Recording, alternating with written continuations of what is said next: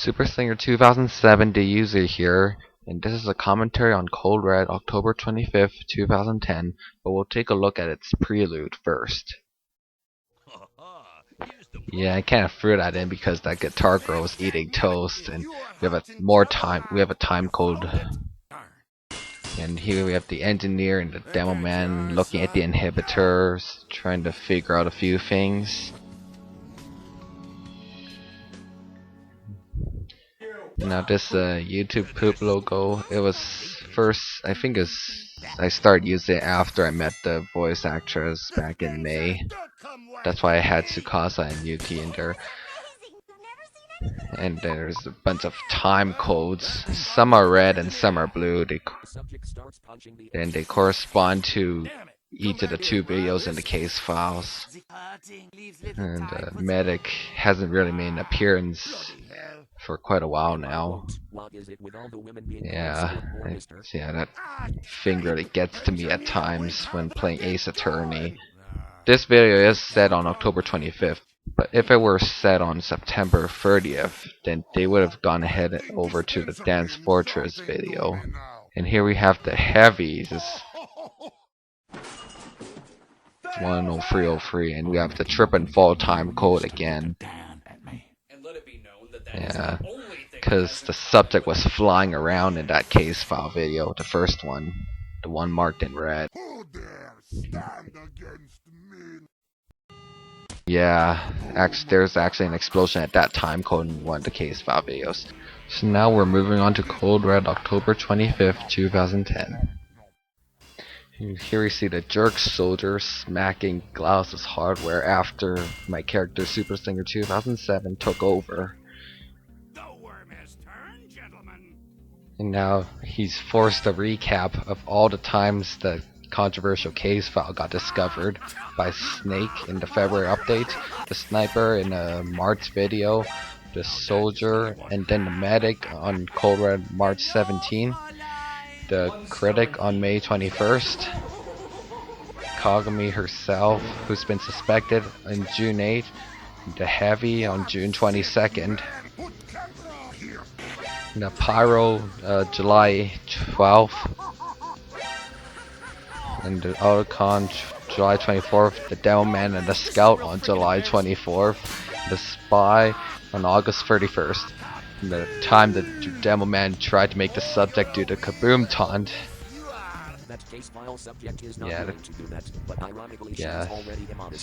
May 21st, and this time the soldier caught this girl, chased her down in July 24th.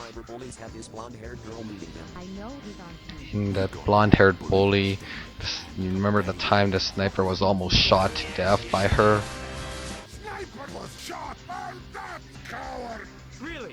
And she got revealed on July 24th, punching a bunch of cell phone buttons and delivering cake, and that pink-haired girl who's important, as I said.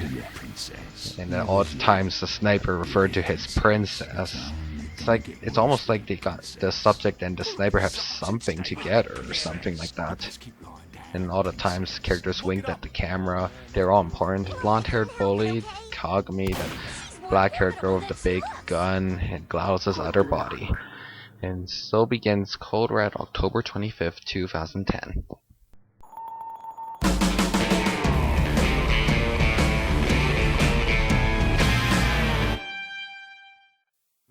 And the heavy's just singing along to his interpretation, singing along to the same tune that Troll did in that Troll in Central Park.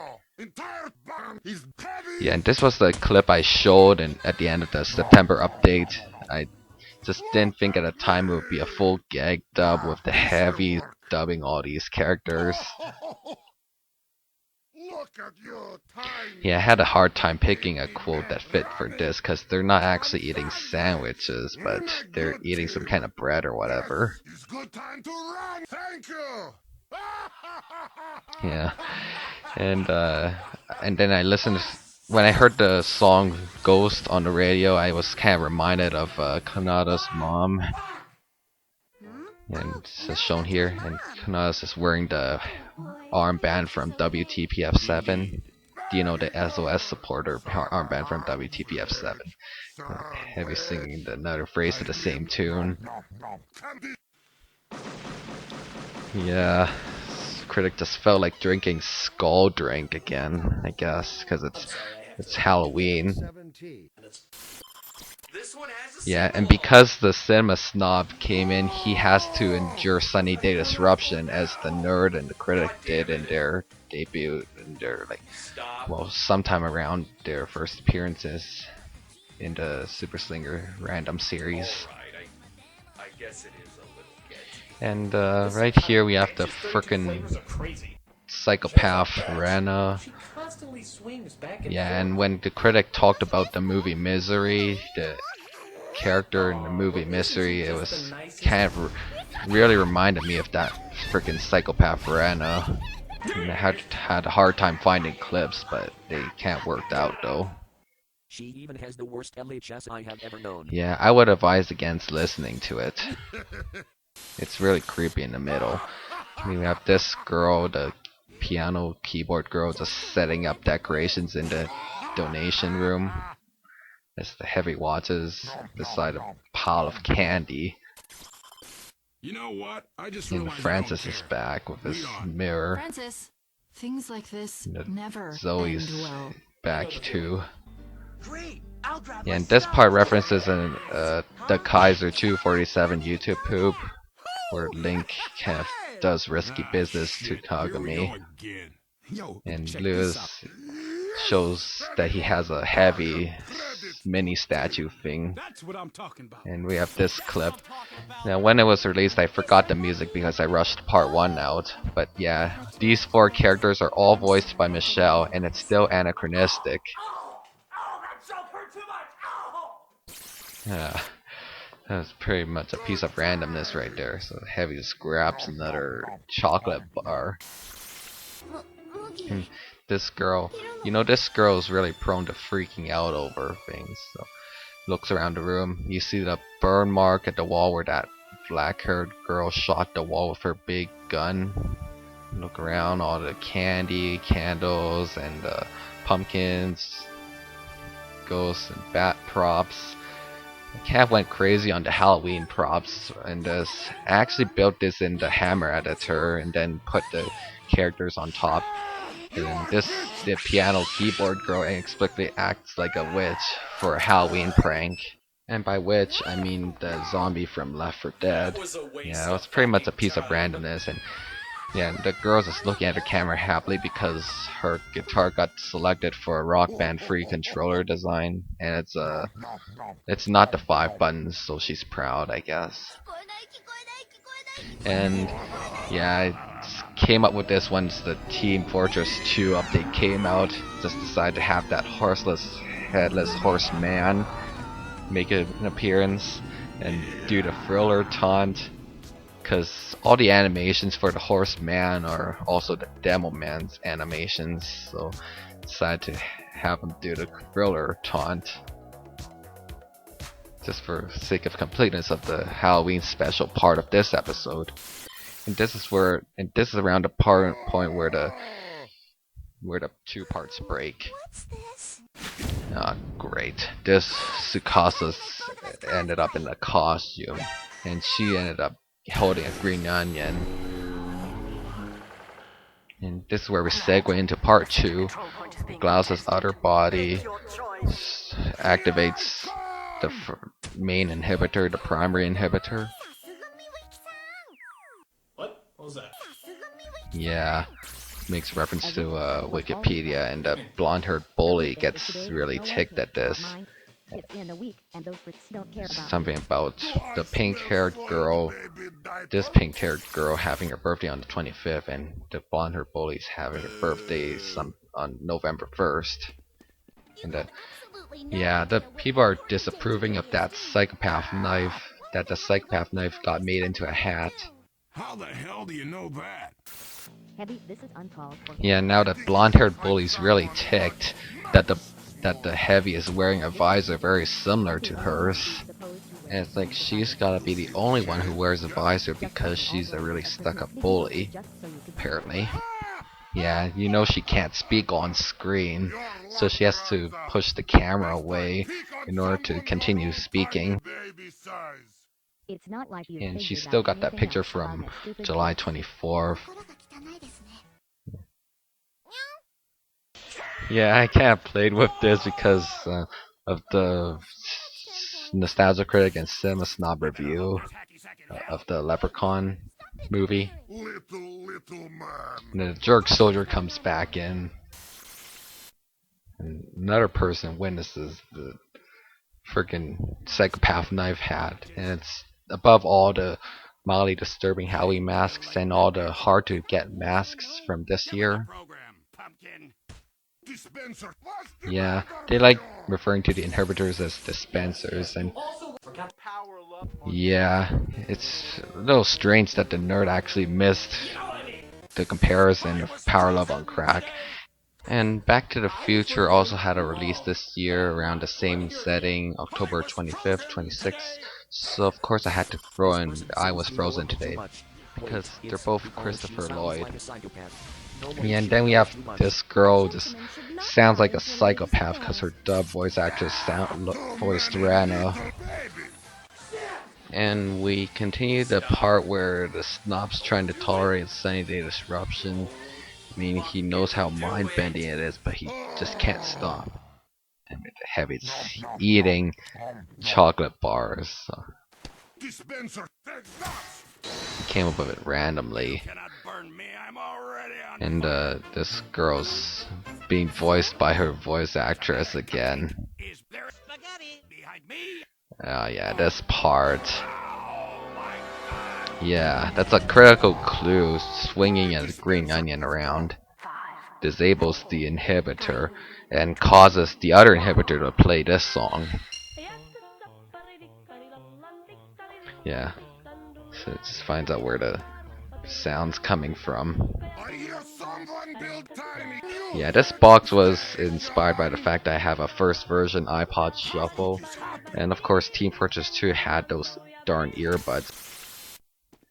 Yeah, we have the medic just expressing his displeasure at the freaking psychopath knife hat.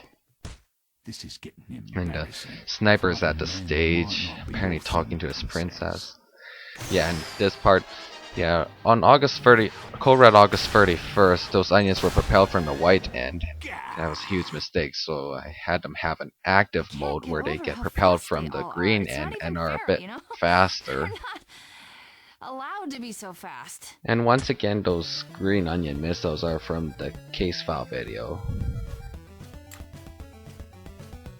And we have the spy just walking in with the spy crab walk and expressing his displeasure with the psychopath knife, wearing the exploded head suit. There's an FPS banana skin for that. Got it. Thanks, Captain Obvious. I hate spies. Yeah, that line from Poker Night at the Inventory. What's so funny? It is groovy. Yeah, because of the whole Francis saying I hate something lines.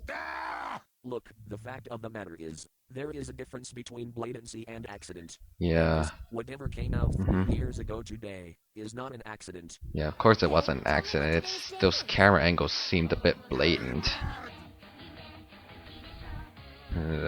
Simus not finishes his tolerance of the Sunny Day Disruption. Yeah. So that song is over with. Thank goodness. And just Heavy just goes over and picks another chocolate bar. Just eats it. Yeah. And then he's about to witness the Demo Man. Now, by the time part 2 was being made, the Demo Man's emblem was changed, so I had to put him at a distance and hide his arm sleeve emblems from the camera. And with the blonde-haired girl holding her cell phone with her hair. Now, that's a clue, because apparently the subject also used her hair to hold something. That was also said in August 31st. And it's just trying to look at those crazy green onion missiles. Rest assured that you and subject name here aren't mutually Yeah. exclusive. Yeah, because as I said before, Kagami has a costume of the subject. But this is not what happens here. I must So, apologize. This is for your own Glauc's other body kind Feel of free turns to on her pass out. morally curious mode and warps Kagami into a costume. Why do you think I'd wear something like this? Did you think Yeah. I would forget And the you? Heavy is reminded of a clip back in the May update and pulls it up. Pulls that clip up. You, I do not forget. Yeah, you know that clip was all over. Kona-chan? That clip was all over the promos, and now the time's running out, so the sniper has to leave the princess again. And apparently, the princess is hiding in the stage building, Here I come! and the Heavy just finally gets a sandwich from the POW somehow, just so he could sing a song that's in Poker Night in the inventory as time runs out. Sandwich, sandwich, I love you, sandwich. And the scout who was just out there a while back comes in as the time runs out, so they can plan, so they can make a few plans on how to tackle the horseman. Then I had both of these characters reference their Blaze Blue voice actors counterparts, Aren't you? I know.